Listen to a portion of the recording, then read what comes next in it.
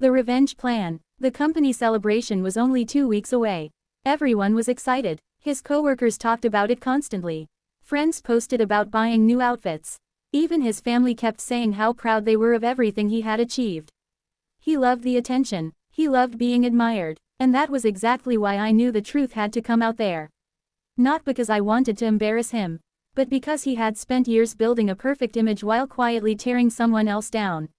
If I confronted him at home, he would deny everything. If I argued with him in private, he'd twist the story. If I walked away without saying a word, everyone would continue believing he was the victim. No, this time, the facts would speak. Over the next several days, I carefully organized everything I had collected. Every screenshot was placed in order. Every date matched a message. Every photo lined up with one of his so-called business trips. The timeline told a story that no excuse could erase. I didn't change a single word. I didn't edit a single image. I wanted everything to be honest. Because the truth never needs decoration. Then something unexpected happened. The other woman contacted me. At first, I thought she wanted to defend him. Instead, she asked one simple question. Can we meet? I agreed. When she sat across from me at a small cafe, she looked just as nervous as I felt. For a few moments, neither of us spoke. Then she quietly said something that changed everything. I didn't know about you. I stared at her. She reached into her bag and placed several printed photos on the table. Trips, dinners, birthday celebrations, promises. She believed she was in a serious relationship.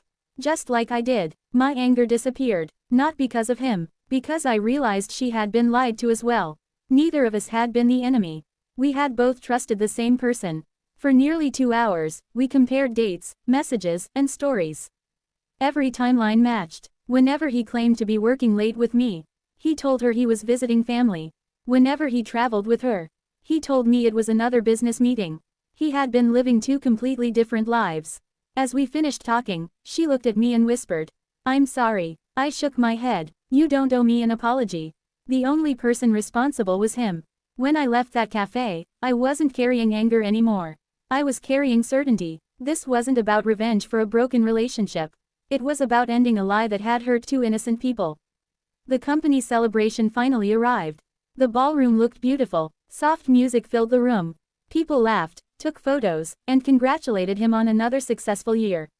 He looked happier than I'd seen him in months. He greeted guests with confidence. He introduced me to coworkers with the same proud smile. My amazing partner. Hearing those words almost made me laugh. Amazing partner. After everything he had done. As the evening continued, speeches began.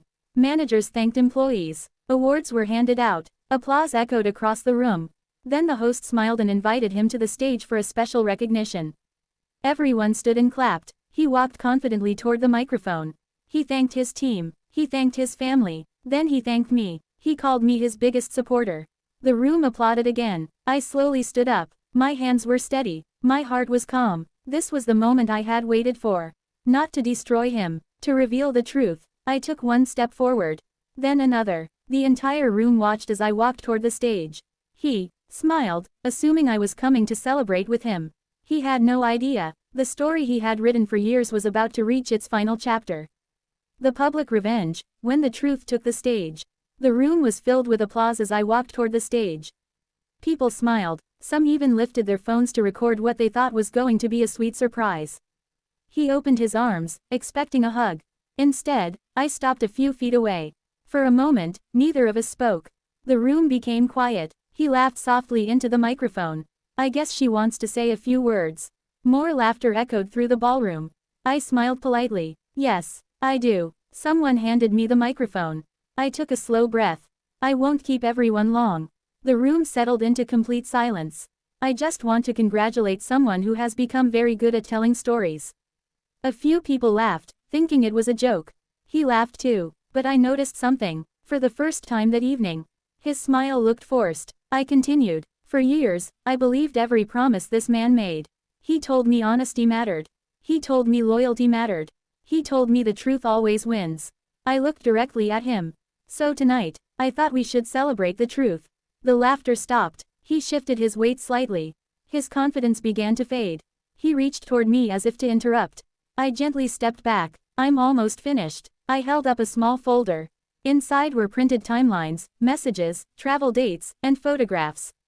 Nothing dramatic, nothing edited, just facts. I spent months wondering why I always felt like I was the problem. I kept apologizing for asking simple questions. I believed I was imagining things. I paused, but I wasn't. The room was completely silent now. No music, no conversations, only my voice. I discovered that while I was planning a future with him, he was making promises to someone else. A quiet gasp spread through the audience. He finally spoke. "This isn't the place for this." I looked at him calmly. "No, it became the place the moment you built your reputation on honesty." He looked around the room. Some coworkers stared at him. Others looked confused. A few lowered their heads. I wasn't yelling. I wasn't insulting him. I simply continued telling the truth. I never wanted revenge. I wanted answers. And when I found them, I realized I wasn't the only person living inside his lies. At that exact moment, the ballroom doors opened. Every head turned. The other woman quietly walked inside. She wasn't angry. She wasn't shouting. She simply walked forward and stood beside me. The room froze. He looked like he had forgotten how to breathe. She spoke into the microphone for only a few seconds. I believed every promise too. None of us knew the full truth. Then she stepped back. That was enough. No dramatic speech. No argument. No insults. Just honesty. I opened the folder. Instead of reading every message, I held up the timeline. It showed dates, trips, events, excuses. Every piece connected perfectly. His own words had exposed him. Nobody needed an explanation anymore. People began whispering. Some coworkers looked shocked. Others quietly walked away. His manager stared at the papers without saying a word. Even members of his family looked completely stunned. He finally tried to speak. "I can explain." I nodded. "I'm sure you can. But explanations don't change facts." For the first time since I'd known him, he had nothing to say. Because lies can survive arguments, they cannot survive evidence. I handed the folder to the event organizer. "I don't need this anymore. The truth belongs to everyone now." Then I placed the microphone back on its stand. I didn't wait for applause. I didn't wait for anyone to choose a side. My job was finished. As I walked toward the exit, I heard only silence behind me. The perfect image he had spent years creating had disappeared in just a few honest minutes. But the biggest surprise was still waiting outside those doors. 6. Resolution. The best revenge was walking away. The cool night air hit my face as I stepped outside. For the first time in months, I could breathe. I stood there for a moment, listening to the quiet. Inside the ballroom, people were still talking, trying to understand what had just happened. Phones buzzed. Conversations changed. The story everyone believed only an hour earlier had completely fallen apart. My phone vibrated. It was him. I looked at the screen. One call, then another, then another. I didn't answer. A few seconds later, the messages started arriving. "Please, let me explain. We need to talk. You're making a mistake." I stared at the words for a moment. How many times had I wanted an explanation? How many nights had I stayed awake hoping he would finally tell me the truth?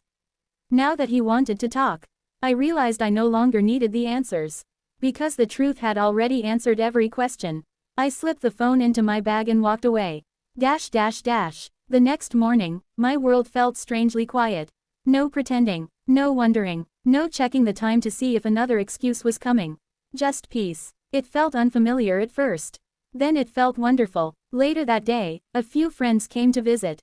"I wish we had known," one of them said. "We would have supported you sooner." I smiled. I know. The truth is, betrayal can make you feel alone, even when you're surrounded by people who care about you. Sometimes we hide our pain because we're afraid no one will believe us. But real friends don't judge you for staying. They help you move forward when you're ready to leave. Over the next few weeks, I focused on rebuilding my own life. I returned to hobbies I had forgotten. I started taking morning walks again. I met friends for coffee without constantly checking my phone. I laughed without forcing it. Little by little, the person I had lost began to return. One afternoon, I opened a box filled with old photographs. Trips, birthdays, anniversaries. For a moment, I wondered if I should keep them. Then I realized something important. Those memories were part of my life. They didn't define my future. I placed the box on a shelf. Not because I wanted to relive the past, but because I no longer needed to run from it. Healing doesn't mean pretending something never happened. It means accepting that it happened. and refusing to let it control the rest of your life. A month later, I unexpectedly saw him again. It happened in a grocery store. He looked different, not because of his clothes. Because the confidence he once carried was gone. He noticed me and slowly walked over. "I've been hoping to see you," he said quietly. I simply nodded. "I owe you an apology." There was a time when hearing those words would have meant everything. Now, they felt surprisingly small. "I hope you've learned something," I said. He lowered his eyes. "So do I." There was nothing left to say. No anger, no shouting, no victory speech. I wished him well, and walked away. That was the moment I truly became free. Not the night I revealed the truth. Not when everyone believed me, but the moment I realized I didn't need him to fix what he had broken. People still ask if I regret exposing the truth in public. My answer is always the same. I didn't expose him to destroy his life. I exposed the lies that were destroying mine. There's a difference. Revenge driven by anger can leave you feeling empty. But standing up for the truth, that gives you your life back. If he had been honest from the beginning, none of it would have happened. His own choices created the ending. I simply stopped protecting the story he wanted everyone to believe. So if you're listening to this because someone has made you question your worth, remember this. Real love never asks you to ignore your instincts. Real respect doesn't make you feel guilty for asking honest questions. And real trust doesn't survive on endless excuses. Sometimes the strongest revenge isn't screaming. It isn't arguing. It isn't trying to win. Sometimes, the strongest revenge is letting the truth speak for itself. And having the courage to walk away with your head held high. The end.